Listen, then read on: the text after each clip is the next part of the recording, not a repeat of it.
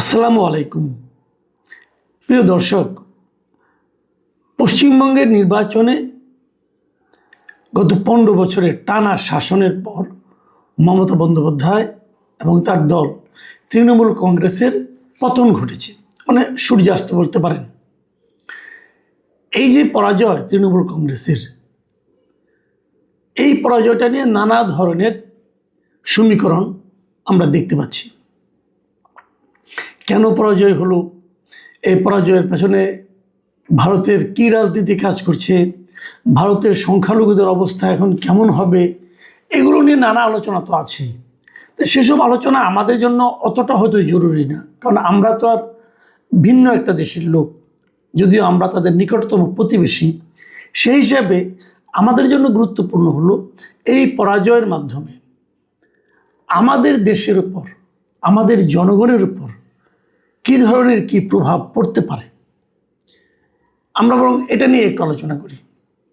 দেখুন, পশ্চিমবঙ্গে মমতা বন্দ্যোপাধ্যায়ের পরাজয়ের পর এখন সেখানে রাজ্য সরকার হিসাবে দায়িত্বে আসবে বিজেপি, মানে এটা বিজেপির সরকার পশ্চিমবঙ্গে প্রতিষ্ঠিত হবে।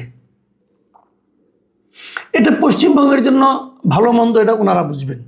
তবে একটা জিনিস আমি যতটুকু বুঝি, যে পশ্চিমবঙ্গে দীর্ঘদিন, মানে ধরেন এই তৃণমূলের 15 বছর, তার আগে বাম ফ্রন্ট ছিল তাদের 34 বছর, এই ধরনের সব মিলিয়ে প্রায় 49-50 বছর ধরে তৃণমূলের সবসময় এমন একটা সরকার থেকেছে যেটা নাকি ভারতের কেন্দ্রে যে সরকার ছিল সেই সরকার নয়, সেই দল নয়। মানে কেন্দ্রের সঙ্গে একটা বিরোধ পশ্চিমবঙ্গ সরকারের সব সময় ছিল। অনেক বছর পরে, প্রায় অর্ধ শতাব্দী পরে এই প্রথম কেন্দ্রে যে সরকার, পশ্চিমবঙ্গেও সেই সরকার। এটা পশ্চিমবঙ্গের মানুষের জন্য একদিক দিয়ে ভালোও হতে পারে, হয়তো উন্নতি, রাজ্য সরকারগুলি তো কেন্দ্র থেকে কিছু বরাদ্দ পায়, সেই বরাদ্দ বাড়তি পরিমাণ, এগুলো অনেক কিছু হতে পারে, আবার নাও হতে পারে। সে আলোচনায় আমরা আসলে দীর্ঘমেয়াদী আলোচনায় যাব না, পরবর্তীতে কি হবে না হবে এটা ওনারা বুঝবেন ভালো। আমাদের দেখার ব্যাপারটা হলো, আমরা সরাসরি একটা লাভের ব্যাপার আমি মনে মনে আশা করি যে আমাদের একটা সুবিধা হবে। সুবিধা মানে আমি একটা সুবিধার সম্ভাবনা দেখি। সেই সম্ভাবনাটা হলো যে ভারতের সঙ্গে দীর্ঘদিন ধরে আমাদের একটা চুক্তি নিয়ে বেশ টানাপোড়েন চলছে। সেটা হচ্ছে তিস্তা চুক্তি, মানে তিস্তার পানি বন্টন চুক্তি। এই চুক্তিটা ভারতের কেন্দ্রীয় সরকার দুইবার তারা কিন্তু এটা নিয়ে বেশ অগ্রসর হয়েছিল এবং তারা নীতিগতভাবে একমত হয়েছিল এই চুক্তিটা তারা করবে। দুবারই বাগড়া দিয়েছিলেন এই মমতা বন্দ্যোপাধ্যায়। দুবারই উনি বলেছেন যে না, এই চুক্তিতে তার কোনো মত নাই এবং উনি চান না এই চুক্তিটা হোক। ওনার বক্তব্য স্পষ্ট ছিল, উনি বলছেন যে আমার এলাকার লোকই তিস্তার পানি পাচ্ছে না, তো বাংলাদেশকে আমরা কী করে দেব। তো এই ধরনের চুক্তিতে উনি রাজি হননি। এখন মমতা বন্দ্যোপাধ্যায় নাই, এখন কেন্দ্র যদি এরকম কোনো সিদ্ধান্ত নেয়, তাহলে যেহেতু পশ্চিমবঙ্গেও বিজেপির সরকার, তাহলে এই বিজেপির সরকার হয়তো কেন্দ্রের সিদ্ধান্তের বিরুদ্ধে নাও যেতে পারে। এটা ইতিবাচক দিক।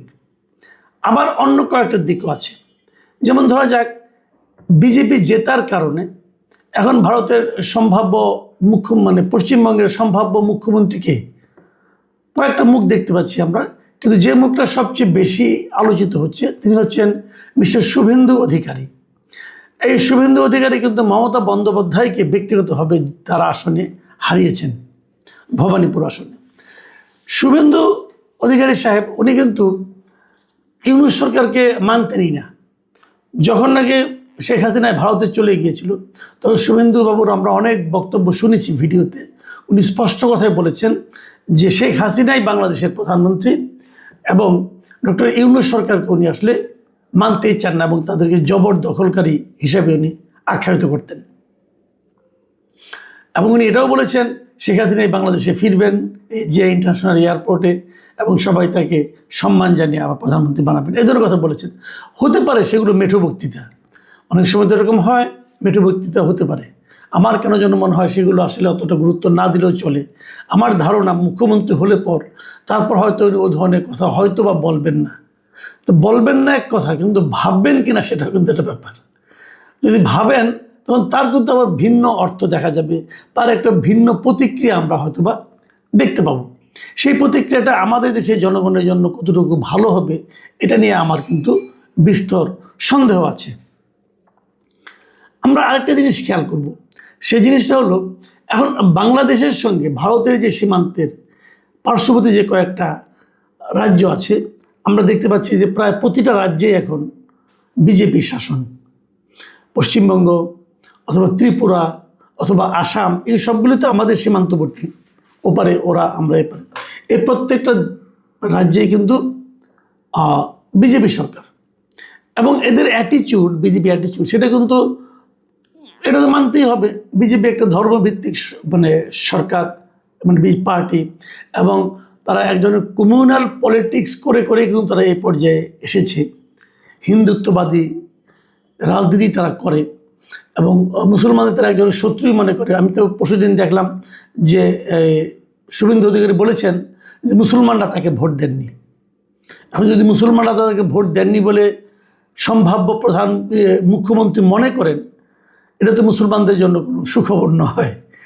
এবং আমরা দেখেছি অনেক মুসলমানকে তারা কিন্তু আমাদের এখানে পুশ ইন করিয়ে দেয়। ওরা বলে পুশ ব্যাক, আমরা বলি পুশ ইন, আমাদের এখানে ঢুকিয়ে দিচ্ছি। এবং তারা বলছে এই লোকগুলি নাকি ওখানে গিয়েছে, তো তাদেরকে পাঠিয়ে দিতে হবে। এবং এইগুলো নিয়ে সম্প্রতি এই এপ্রিল মাসের সেকেন্ড উইকে ইন্ডিয়ার এপিবি যে এই নিউজ মাধ্যমটা আছে, সংবাদ মাধ্যমটা আছে, ওদের হিন্দি একটা চ্যানেল আছে, সেই চ্যানেলে একটা ইন্টারভিউ দিয়েছিলেন আসামের মুখ্যমন্ত্রী হিমন্ত বিশ্ব শর্মা। এবং সেখানে হিমন্ত বিশ্ব শর্মা কী বলেছেন, উনি বলেছেন যে উনি চান না ভারত বাংলাদেশের মধ্যে কোনো সুসম্পর্ক হোক। ভাবুন, উনি কিন্তু আসামের মুখ্যমন্ত্রী, কিন্তু মুখ্যমন্ত্রী বলতেছেন যে উনি চান না ভারতের সঙ্গে বাংলাদেশের কোনো সুসম্পর্ক হোক। মানে ওনার বক্তব্যটা এমন যে ইউনূস আমলে যেরকম সম্পর্কের অবনতি হয়েছিল, উনি চান সেটাই যেন টিকে থাকে। এখন এটা শুনতে একটু কেমন যেন বিষাদ দৃশ্য লাগছে না? ভারত সরকার কি চায়? আমরা কি দেখেছি যে ইউনূস সরকার থাকাকালীন ইউনূস সরকারের সঙ্গে ভারত সরকারের সম্পর্ক খুবই খারাপ ছিল, এতে কোনো সন্দেহ নাই। ওই সময়ে আমাদের এখান থেকে মনে করেন আপনার ভিসা তারা একদম প্রায় বন্ধই করে দিয়েছিল, বিশেষ করে ট্যুরিস্ট ভিসা। আমাদের দেশ থেকে যত লোক ট্যুরিজমের জন্য দেশের বাইরে যায়, তার আমার তো মনে হয় যে 80% 90% লোক ভারতেই যায়। তো সেটা কিন্তু ভারত বন্ধ করে দিয়েছিল, গত 1.5 বছর ধরে বন্ধই ছিল, এখনও বন্ধ আছে। তো এতে ভারতের কিছু ক্ষতি তো হয় না অর্থনৈতিক, তা তো নয়, ভারতের অনেক অর্থনৈতিকভাবে ক্ষতি হয়েছে। কিন্তু তারপরেও ভারত সে ক্ষতিটাকে মেনে নিয়েও তারা কিন্তু তাদের নীতিতে অটল ছিল এবং তারা ইউনূস সরকারের সঙ্গে সুসম্পর্ক করার কোনো আগ্রহ একবারের জন্য দেখায়নি। ইউনূস সরকারও নানা রকম ভূমিকা ছিল, তাদেরও ভারতের সঙ্গে এক ধরনের বৈরী সম্পর্ক তৈরির একটা চেষ্টা আমরা লক্ষ্য করেছি। বর্তমান বিএনপি সরকার দায়িত্বে আসার পর আপনারা লক্ষ্য করেছেন যে বিএনপির যিনি পররাষ্ট্রমন্ত্রী, তিনি প্রথম যে দেশে মানে আপনার অফিসিয়াল ভিজিটে গিয়েছেন সেটা কিন্তু ভারত। উনি ভারতে গিয়েছেন, ভারতের সঙ্গে উনি মিটিং করেছেন, ভারতের পররাষ্ট্রমন্ত্রীর সঙ্গে মিটিং করেছেন এবং ওখানে আরও অনেকের সঙ্গে মিটিং করেছেন। এটা কিন্তু ভারত বাংলাদেশ সম্পর্কের উন্নতির একটা, আমি মনে করি, একটা নমুনা হতে পারে। আবার আপনারা আরেকটা জিনিস হয়তো জানেন যে ভারত বাংলাদেশে যে হাই কমিশনার পাঠান, আগের হাই কমিশনার যিনি চলে যাচ্ছেন, নতুন হাই কমিশনার হিসাবে এরই মধ্যে আমরা দেখেছি যে দীনেশ ত্রিবেদীর নাম নেওয়া হয়েছে। এই দীনেশ ত্রিবেদীকে বাংলাদেশে কখনো ভারত যত হাই কমিশনার পাঠিয়েছেন সবাই ছিল পেশাদার কূটনীতিক। এই প্রথমবারের মতো একজন রাজনীতিবিদকে তারা পাঠাচ্ছে। দীনেশ ত্রিবেদী হলো বিজেপির একজন নেতা এবং প্রাক্তন কেন্দ্রীয় মন্ত্রী। এখন এই প্রথম একজন পলিটিশিয়ানকে বাংলাদেশে হাই কমিশনার করে ভারত পাঠাচ্ছে কেন? তার মানে ভারতের সঙ্গে বাংলাদেশের সম্পর্কটা রাজনৈতিকভাবেও কীভাবে আরও উন্নয়ন করা যায়, হয়তো সেই চেষ্টায় ভারত করছে। এটা কিন্তু খুবই একটা ইঙ্গিতপূর্ণ বিষয় বলে আমি মনে করি। ঠিক এই সময়ে যে আসামের মুখ্যমন্ত্রী হিমন্ত বিশ্ব শর্মা, তার এই বক্তব্যগুলো আমার কাছে না ঠিক বিষাদ দৃশ্য মনে হয়েছে যে কেন এগুলি উনি মানে করছেন। এখানে বিশ্ব শর্মা বলেছেন, আমি ওনার কথা বললাম আপনাকে একটু পড়ে শোনাই উনি কি করেছেন, কি বলেছেন। উনি বলেছেন যে আমাদের ভালো লাগে যখন ভারত বাংলাদেশের সম্পর্ক ভালো থাকে না, কারণ যখন সম্পর্ক ভালো হয়ে যায় তখন ভারত সরকারও চায় না পুশব্যাক করতে। তাই আসামের মানুষের ভালো লাগে যখন ভারত আর বাংলাদেশের মধ্যে একটা বৈরী সম্পর্ক থাকে। ভারত ও বাংলাদেশের যখন মৈত্রী হয়ে যায়, বিএসএফ আর বিডিআর যখন করমর্দন করতে শুরু করে, তখন তা আসামের জন্য বিপজ্জনক হয়ে যায়। এবং উনি কীভাবে এদেরকে বাংলাদেশে পাঠানো হয় তারও একটা নমুনা উনি দিয়েছেন। যে উনি ওনার কথা থেকে আমি পড়ে শোনাই।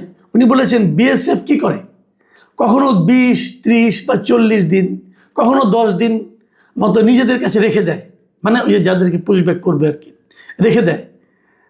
যখন বিডিআর থাকে না সেখান দিয়ে ধাক্কা মেরে পাঠিয়ে দেয়। মানে উনি নিজেই বলছেন যে কিভাবে আমাদের এখানে তারা পুশিং করিয়ে দিচ্ছে। এখন উনি বলছেন যে আমি তো সকালে সব সময় ঈশ্বরের কাছে প্রার্থনা করি যে পরিস্থিতি ইউনূসের সময় ছিল সেটাই যেন থাকে, সম্পর্কের উন্নতি যেন না হয়। ভাবুন, এই ধরনের কথা যখন উনি বলছিলেন